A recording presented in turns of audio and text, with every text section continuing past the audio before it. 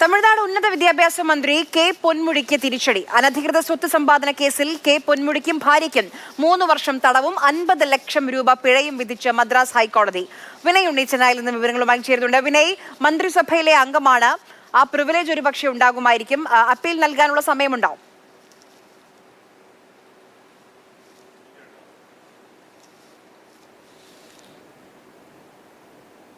Arya DMK deputy general സെക്രട്ടറിയും തമിഴ്നാട് ഉന്നത വിദ്യാഭ്യാസ വകുപ്പ് മന്ത്രിയുമായ കെ പൊന്മുടിക്കാണ് ഇപ്പോൾ തിരിച്ചടിയായി മദ്രാസ് ഹൈക്കോടതി വിധി വന്നിരിക്കുന്നത്.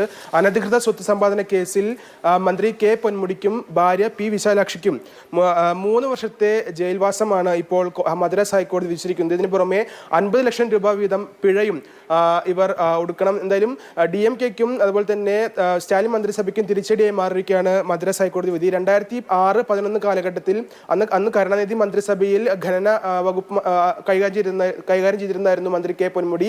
ഈ കാലയളവിലാണ് 1.75 കോടി രൂപയുടെ അനധികൃത സ്വത്ത് സമ്പാദനം മന്ത്രി കെ പൊന്മുടിയും ഭാര്യയും ചേർന്ന് നടത്തിയതായി അന്ന് സംസ്ഥാന വിജിലൻസ് അന്വേഷിച്ച് തുടർന്ന് ഒരു അഫിഡവിറ്റ് മദ്രാസ് ഹൈക്കോടതിയിൽ നൽകിയത്. എന്തായാലും ഈ കേസിലാണ് ഇപ്പോൾ മദ്രാസ് ഹൈക്കോടതി വിധി വന്നിരിക്കുന്നത്. നേരത്തെ ഈ കേസിൽ മന്ത്രി കെ പൊന്മുടിയെയും ഭാര്യയെയും വെല്ലൂർ വിചാരണ കോടതി വെറുതെ വിട്ടിരുന്നു. പക്ഷേ മദ്രാസ് ഹൈക്കോടതി ഈ വിധി റദ്ദാക്കുകയും ഇരുവരും കുറ്റക്കാരാണെന്ന് കണ്ടെത്തിയിരിക്കുകയും കണ്ടെത്തിയിട്ടുമുണ്ട്. എന്തായാലും ശിക്ഷ വിധിച്ചിരിക്കുന്ന ഒരു പശ്ചാത്തലത്തിൽ മന്ത്രി കെ പൊന്മുടിയുടെ MLA സ്ഥാനം നഷ്ടപ്പെടുമെന്നാണ് ഇപ്പോൾ അറിയിച്ചിരിക്കുന്നത്. കാരണം അഴിമതി നിരോധന വകുപ്പിലെ പ്രകാരം 3 വർഷം അതിൽ കൂടുതലോ ശിക്ഷ ഹൈക്കോടതിയിൽ നിന്ന് അല്ലെങ്കിൽ കോടതിയിൽ നിന്ന് വന്നു കഴിഞ്ഞാൽ MLA സ്ഥാനം നഷ്ടപ്പെടുമെന്ന്, ജനപ്രതിനിധി സ്ഥാനം നഷ്ടപ്പെടുമെന്ന് തന്നെയാണ് ആ വകുപ്പിൽ അറിയിച്ചിരിക്കുന്നത്. അതുകൊണ്ട് മന്ത്രി കെ പൊന്മുടിയുടെ MLA സ്ഥാനം നഷ്ടപ്പെടും. MLA സ്ഥാനം നഷ്ടപ്പെടുന്ന മുറയ്ക്ക് മന്ത്രിസ്ഥാനം നഷ്ടപ്പെടേണ്ടി വരും. എന്തായാലും 30 ദിവസത്തെ ഒരു സാവകാശം ഈ സംഭവത്തിൽ ഇപ്പോൾ ഈ കേസിൽ കോടതി നൽകിയിട്ടുണ്ട്. അതായത് 30 ദിവസത്തിനുള്ളിൽ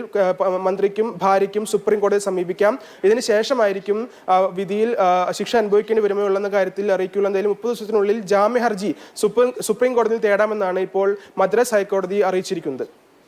ശരി.